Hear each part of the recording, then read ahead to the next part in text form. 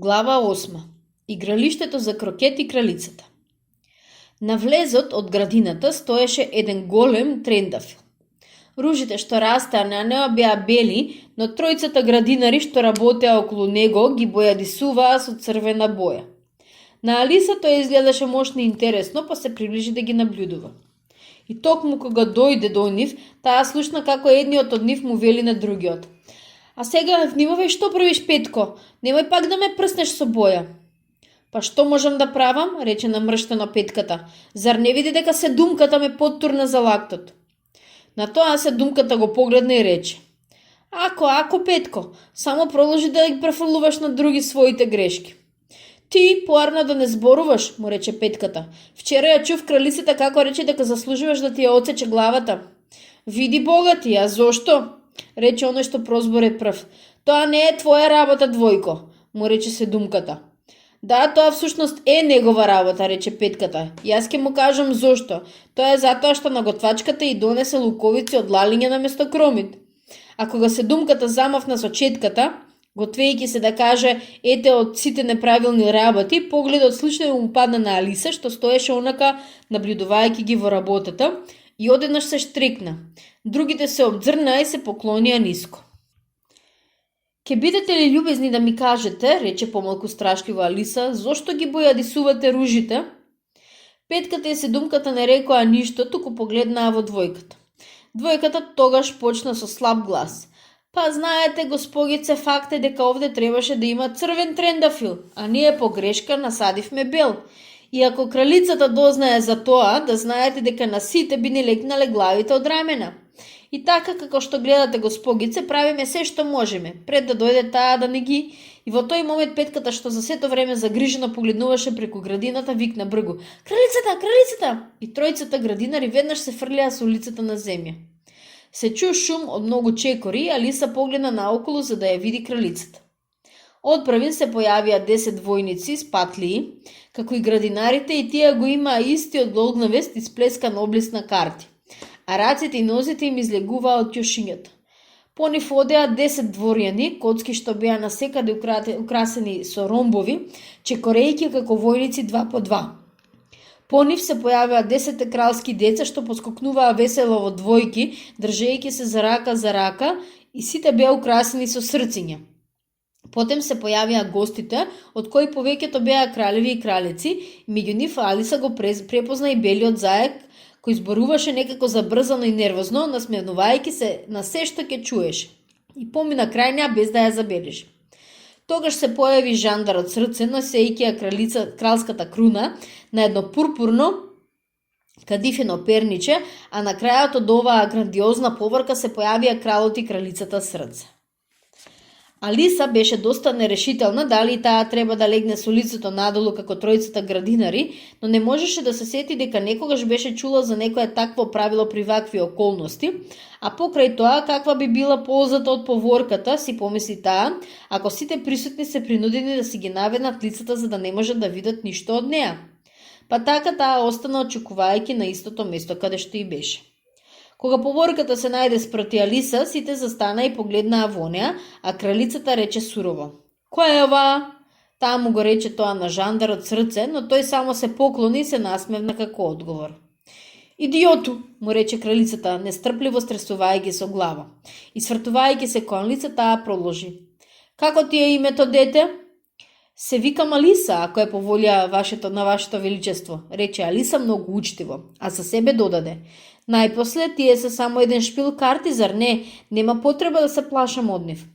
"А кои се овие?" праша кралицата покажувајќи на тројцата градинари што лежаа околу трендафилот, зашто како што рековме тие лежаа за цело време со лицето прилепено за земја, и бидејќи опачината од нивните грбови беше исто како и на другите карти од истиот шпил, таа не беше сигурна дали тие беа градинари, војници, дворјани или пак три од низините собствени деца. "Од кај да знам јас?" рече Алиса и се изненди од својата храброст. "Тоа не е моја работа." Кралицата поцрвена од бест и откога ја изгледа за момент како некоја дива зверка писна: "Отсечете ја главата, отсечете!" "Глупости," рече Алиса мощно, гласно и решително, и кралицата замолже. Кралот го допре со раката рамото на кралицата и плашливо ѝ рече: Подразмисли малку, драга моја, па таа е уште дете. Кралицата му го заврати луто грбот и му рече на жандарот: преврти ги од лице. Жандарот го стори тоа со многу внимателно со едната нога. Станете, им рече кралицата со продерен и силен глас, и трите градинари веднаш скокнаа на нози и почнаа да и се поклонуваат на кралот, на кралицата, на кралските деца и на сите наоколу. Престанете со тоа, им вресна кралицата. Не вртете ми го умот со тоа поклонување. А потом, свртувајќи се кон трендафилот, продолжи: што правевте тука досега? Ако дозволи вашето височество, рече двојката, мощне покорно и притоа кликнувајќи со едното колено, ние се обидувавме. Сега разбирам, рече кралицата, откако во меѓувреме ги виде дополу бојадисаните ружи. Отсечете им ги главите. И со тоа поворката го продолжи патот со исклучок на тројца војници, што се извоија за да ги погубат несрекните градинари, кои сега дотрчаат до Алиса, барајќи од неа заштита.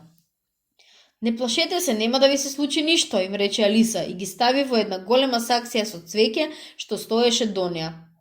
Тројцата војници потрчаа на околу неколку минути за да ги најдат, па потем спокојно одмаршираа да ја стасаат поворката. Дали им се отсечени главите, викна кралицата. Ни веќе ги нема ако дозволи вашето величество, одговориле војниците во хор. Така им треба, викна кралицата. Знаеш ли да играш крокет? Војниците замолчаа и погледнаа кон Алиса, зашто прашањето веројатно и беше упатено незе. Знам, сега извика и Алиса. Тогаш, ајде со нас, грмна кралицата и Алиса се придржи кон поворката, прашувајќи се што ли ќе се случи понатаму. Многу е убаво времето денеска, се чу до неа некој бојазлив глас. Крај неа чекореше белиот зајак, загрижено ѕиркајќи и в лице. Многу е убаво на вистина, му рече Алиса. А каде е војводката? Молчи, и рече зајакот брзо но тивко, и при тоа погледа загрижена околу себе. Потем се подкрена на прсти, ја стави устата до незиното уво и ја шепна: таа е осудена на смрт. Зошто? За какво дело? Праша Алиса. Дали рече каква штета? Ја праша зајакот. Не го реков тоа, рече Алиса, не верувам дека тоа е некоја голема штета. Те прашав само за какво дело. И удриш лаканица на кралицата, почна зајакот и Алиса прсна во смеа. Ох, замолши, шепна уплашено зајакот. Ке те чуе кралицата. Знаеш таа дојде досна и кралицата и рече: сите на своите места! Викна кралицата громогласно и луѓето се растрчаа во сите правци, стрепнувајќи се еден од друг. Сепак за неколку секунди тие ги зазедоа своите места и играта почна. На Алиса и се чинеше дека никогаш не беше видела толку чудно игралиште. Тоа беше сето изорано со дупки и тумби, топките беа живи ежови, како стапови служеа вратовите на неколку живи жерави, а војниците мораа да се свиткаат на две и да стојат и на нози и на раце, за да ги направат вратите што служеа како голови. Главната тешкотија на Алиса и представуваше отправин како да ракува со својот жерав.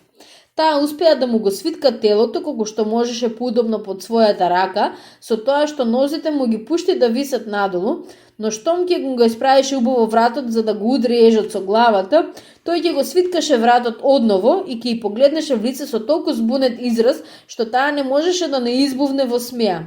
А пак ќе му ја исправеше главата надолу за да ја почне одново, тогаш како за инејат ќе се случеше ежот да се одмоти и да почне да лази оддалечувајќи се. Изгоре на сето ова обично ќе се најдеше некоја бразда или грудка земја, што ќе испречеше да го додаде ежот до некој друг играч, а истовремено пресвитканите војници беа секогаш во движење, станувајќи и преместувајќи го голот на некое друго место од игралиштето, така што најодзади Алиса мораше да признае дека тоа е навистина некоја многу тешка и комплицирана игра. Другите играчи пак играа сите во исто време во безредие, постојано карајќи се депајќи се по ежовите. И за кратко време побесни и кралицата, па почна да оди угоре удело викајки: пресечете му ја главата или пресечете ја главата, речи си секоја втора секунда. Алиса почна да се чувствува мощно и незгодно и покрај тоа што се уште не беше се спречкала со кралицата, знаеше дека тоа може да се случи секој момент. А тогаш си помисли таа: што ли ќе стане со мене? Тука изгледа сите страшно сакаа да сечат глави. Големо чудо е што некој досега останал жив. И таа веќе почна да се обзрнува за да најде начин да побегне, но без да можат да ја видат. Кога одеднаш забележа некоја чудна појава во воздухот. Одпрвен толку се збуни што дури по неколку минути види дека тоа е некоја исклештена гримаса, па си рече самата на себе: Тоа е сигурно чешливиот мачар, барем ќе имам со кого да се изборувам. Како си? И рече мачарот што му се појави устата за да може да зборува. Алиса почна да му се почека да му се појават очите, па потем му климна со глава. Нема смисла да му зборувам, си помисли се додека не му ги видам ушите или барем едно од нив. А кога по некоја време му се појави целата глава, Алиса го спушти жеровот на земја и почна да ја објаснува играта, чувствувајќи задоволство што има некој што ќе ја слуша. Мачарот смеше дека е доволно што ја покажал само главата, па затоа престана да расте. Мислам дека не играат како што треба, почна Алиса да се жали на надпреворот. И за цело време така се караат помеѓу себе, што никој не може никако да чуе, а згоро на тоа изгледа дека играва нема никакви правила. Дури ако има, никој не се придржува на нив. И немаш поим колку збунува тоа што се игра со живи суштества. Еве, например, токму што се готвев да се стрчам кон голот, видов дека тој се преместил дури на другиот крал од игралиштето. А сега требаше да го удрам ежот на кралицата, а тој побегна кога го виде мојот еж. А кралицата, како ти се допаѓа таа? Ја праша тивко мачарот. Никако, одговори Алиса, таа има толку. Тогаш забележа дека зад неа поминува кралицата, па продолжи да и побрза. И изгледа да победи што кој знае дали има смисла да се игра докрај. Кралицата се насмевна и замина. Кој е тој со кого зборуваш? Праша кралот, приближувајќи се и гледајќи љубопитно во главата на мачарот. Тој е еден мојот пријател мачарот од расата Чешајме, рече Алиса. Дозволете да ви го представам. Не ми се допаѓа воопшто неговиот изглед, рече кралот, но сепак ќе му дозволам да ми ја бакне раката. Поарно би било да не го сторам тоа, забележа мачарот. Не биди дрзок, му рече кралот, и не гледај ме така. И тој се скри зад грбот на Алиса. Мачките смеат да го гледаат кралот, рече Алиса. Тоа го прочита во една книга, но не се сеќавам која.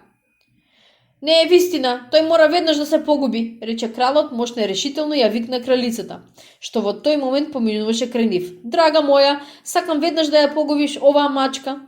Кралицата знаеше само за еден начин како да ги отстрани сите тешкоти, големи и мали. Пресечете ја главата, рече таа и воопшто не се обзрна. Одам веднаш да го продадам джелатот, рече сериозно кралот и отрча некаде. Алиса помисли дека веќе е време да види што станува со играта, зашто оддалеку го слушаше гласот на кралицата што вриеше од бес. Чу веќе како таа беше осудила на смрт тројца од играчите затоа што не го следеле надпреворот, но не знаеше што да прави бидејќи играта беше на таква бракотница што не можеше да ѝ се најде никаков ред. И така таа појде да го бара својот еж. Ежот се беше фатил во борба со еден друг еж и тоа беше одлична шанса за Алиса да го удри едниот и другиот. Но единствена тешкотија беше во тоа што нејзиниот жерав беше дури на другиот крај од градината и Алиса го виде како безнадежно се обидува да летне на некое дрво. Но додека го фати жеравот и додека се врати, борбата беше завршена, а од ежовите немаше ни трага. Не е важно, си помисли Алиса, и онака головите веќе ги нема. Па така, го стави жеровот под пазува за да не и побегна одново и се врати малку да поразговара со својот пријател.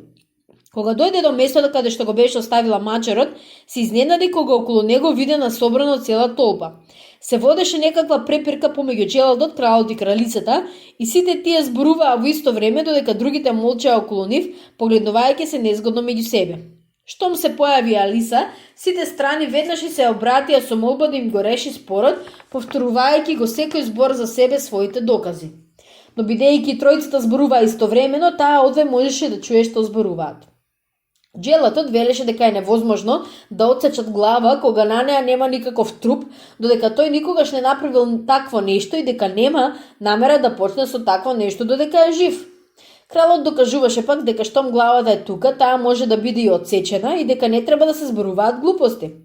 А кралицата се закануваше дека ако веднаш не се направи нешто, таа ќе нареди да се погубат сите до еден. И токму тоа беше причината што сите од толпата беа толку сериозно загрижени. Алиса не можеше да смисли ништо друго, тука им рече: "Но мачарот и припаѓа на војводката, зар не би било најдобро да ја прашаме неа?" "Таа е в затвор," му рече кралицата на желотот. "Доведи ја веднаш овде." И желотот летна како стрела.